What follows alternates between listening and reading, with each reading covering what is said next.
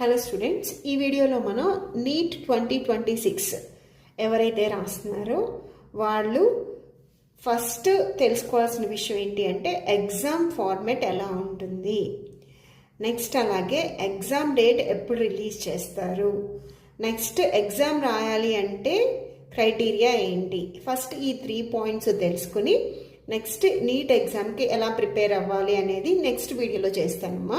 First అయితే ఈ 3 points తెలుసుకుందాం. ఫస్ట్ ఏంటి అంటే నీట్ 2026 ఎగ్జామ్ ఫార్మాట్ ఎలా ఉంటుందో చూద్దాం. ఫస్ట్ ఎగ్జామ్ ఎలా ఉంటుంది, ఆఫ్లైన్ మోడ్లో ఉంటుంది. 3 hours డ్యూరేషన్, 180 MCQs క్వశ్చన్స్ ఉంటాయి. అలాగే ఈచ్ కరెక్ట్ క్వశ్చన్కి 4 మార్క్స్. అలాగే ఒకవేళ రాంగ్ అయితే కనుక అంటే ఇన్కరెక్ట్ క్వశ్చన్కి -1 మార్క్.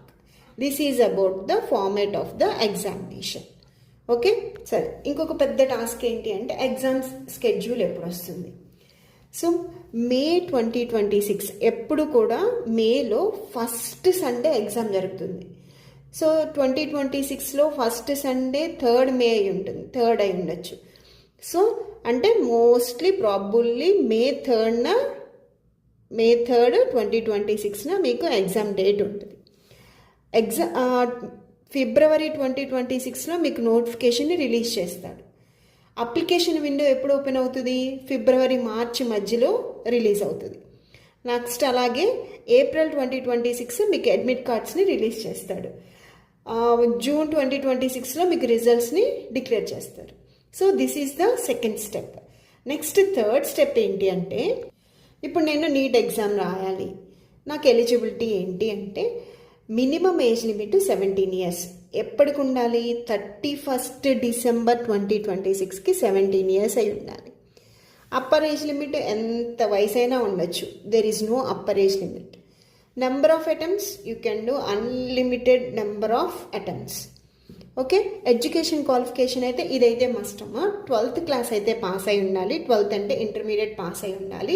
ఇంటర్మీడియట్లో మీరు బయాలజీ, బయోటెక్నాలజీ, ఇక్కడ బయాలజీ అంటే బోటనీ జువాలజీ వస్తుంది, బయాలజీ లేదా బయోటెక్నాలజీ, ఫిజిక్స్, కెమిస్ట్రీ, ఇంగ్లీష్, ఈ 4 అయితే ఉండాల్సిందే. ఓకేనా. నెక్స్ట్ అలాగే ఈ బైపీసీ స్ట్రీమ్లో మార్క్స్ ఎంత ఉండాలి.